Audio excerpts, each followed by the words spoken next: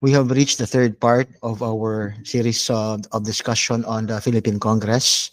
Now we go to the internal government, matters relating to the internal government of the Philippine Congress. Foremost, we have the specific officers for Congress. Section 16 provides three officers, no, that Congress may elect. First is the Senate President for the Senate, the Speaker of the House of Representatives for the lower house, and you have other such officers as they may deem necessary. So the Senate President and the Speaker of the House are selected upon the majority vote of um, the members of the respective houses. When the President of the Senate and the Speaker of the House have been chosen, it is at that point that each house shall be deemed organized. Each house shall choose other such officers as they may deem fit. You read the case of Tadad versus Fernan on the matter of the selection of these other officers.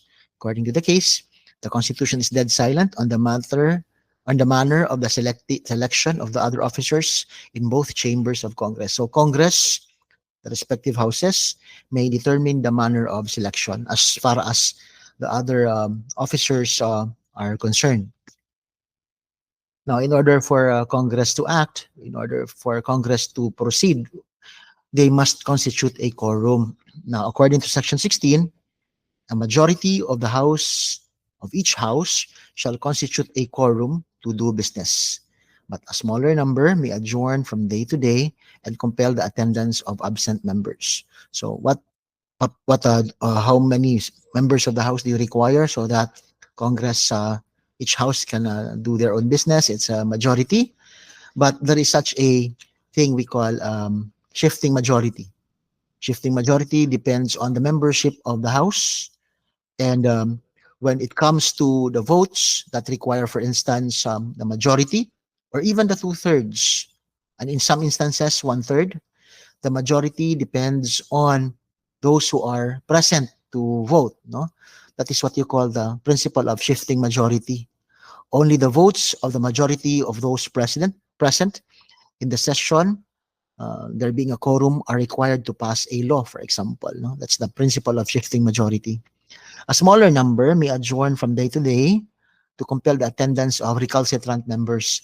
This comes from the case of Abilino versus Cuenca, where the Supreme Court expressed that even if the House that convened could not constitute a quorum, they may forcibly, through the power vested on each House, compel attendance of the other members, arrest them perhaps, no?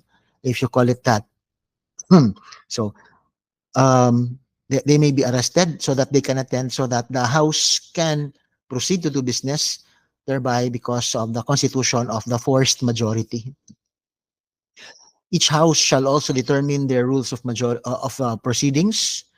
This also includes the expectation that in inquiries in aid of legislation, such rules of procedure must be duly published. The rules of proceedings is to accord parties with due process of law. Absent such a proceeding as duly published, witnesses to the proceedings may be blindsided. No, they may stand to be ignorant as to how they are proceeded against in Senate inquiries or question hours, for example. No? So in this case of Garciliano versus House of Representatives committees, this tells us of the imperative of publication. The Congress may only proceed with the duly published rules of procedure and does not make any distinction whether or not there are the rules that are applied for the proceedings have undergone any amendments or revision. So it says that perhaps when the succeeding congresses, for example, succeeding lower house, for example, because of the end of the term of the previous members of the house have expired, there is a need to constantly publish such proceedings or procedures to enable those who will be attending the sessions to be guided accordingly. You have the power to discipline members. Each house may punish members for disorderly behavior, and with the concurrence of two-thirds of all its members, suspend or expel a member. Penalty of suspension when imposed shall not exceed 60 days. No member shall be questioned nor be held liable in any other place for any speech or debate in Congress or any committee thereof. This principle of this power of the Congress to discipline its members, you relate that with um, parliamentary immunity, no?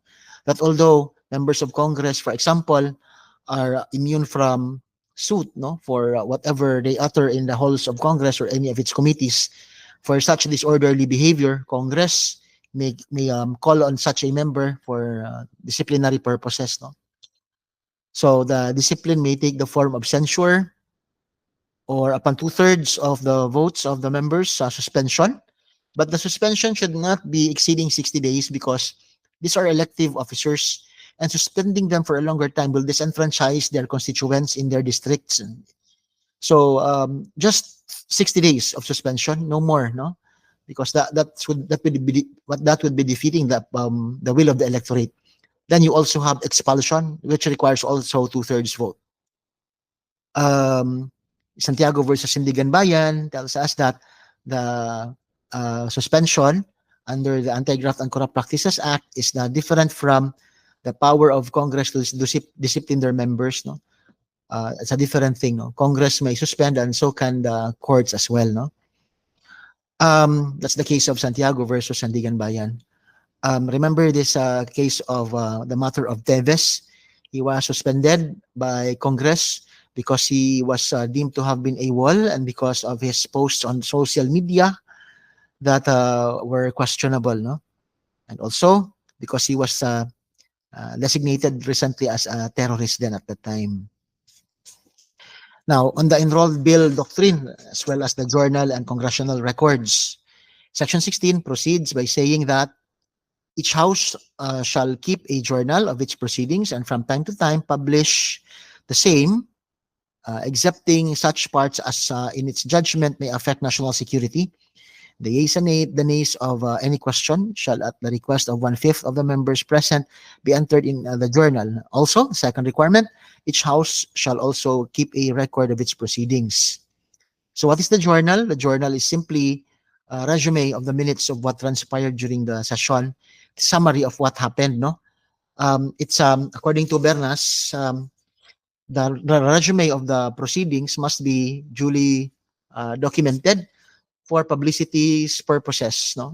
And also not only for publicity so that the public may know, because the public has the right to be informed, to also provide Congress with documentation of what transpired during the proceedings, because time may bury old memories, no? So it's a proof that the members of Congress can revisit in case there are questions on whether a certain thing happened or not, ano? So what is the probative value of the journal? The journals may be noticed by the courts in determining the questions on whether a particular bill became a law or not. In the case of U.S. versus Pons, that's among its value, no? Also, the journal is conclusive proof of the following, because they are required to be included in the journal.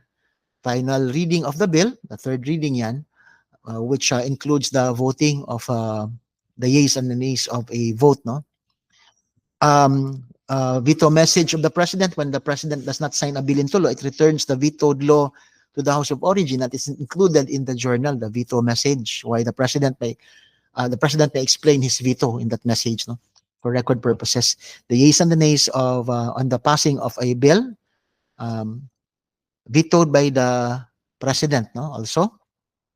Repassing of the bill, meaning override of the veto of the president, no? When the president overrides a veto, when the Congress overrides a veto of the president, it also will record the votes on the repassing, the override. We'll talk about override of the votes later on. The yeas and the nays on any questions at the request of 1/5 of the members present. So in addition, the journal must contain the summary of the proceedings. So minutes talaga siya, no?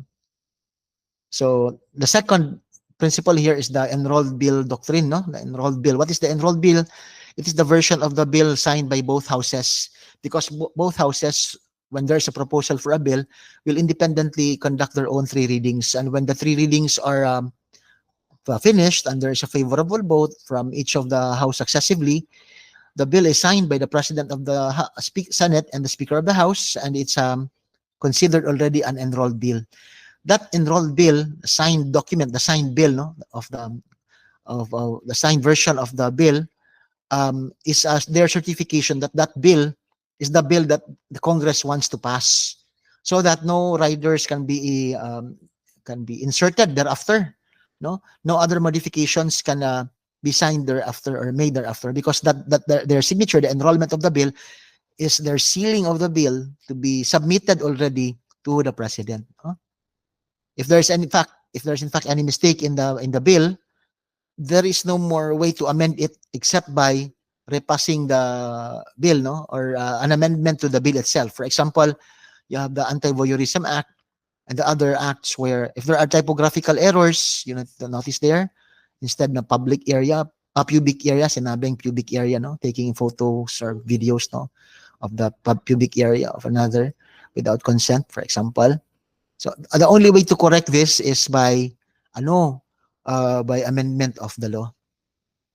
So if you have the journal and the enrolled bill which prevails on the matter that is supposed to be included in the journal, the journal prevails. But for other matters, including the contents of the bill prevails. So these are the matters again which the journal expected by the Constitution to contain. So for these matters, the journal prevails. But for other matters, the bill or other extraneous proof may be taken notice of. So the congressional record, on the other hand, is a word-for-word transcript of the proceedings. It is the transcript of stenographic notes of the court. But actually, the court is silent as to what the record must contain. Only that in Section 60, number 2, Article 6, says that each house shall also keep a record of its proceedings, and that on the case of impeachment, the votes of the impeachment, of the 1/3, no, on the submission of the articles of impeachment, is recorded, no, in the lower house, that's in the House of Representatives.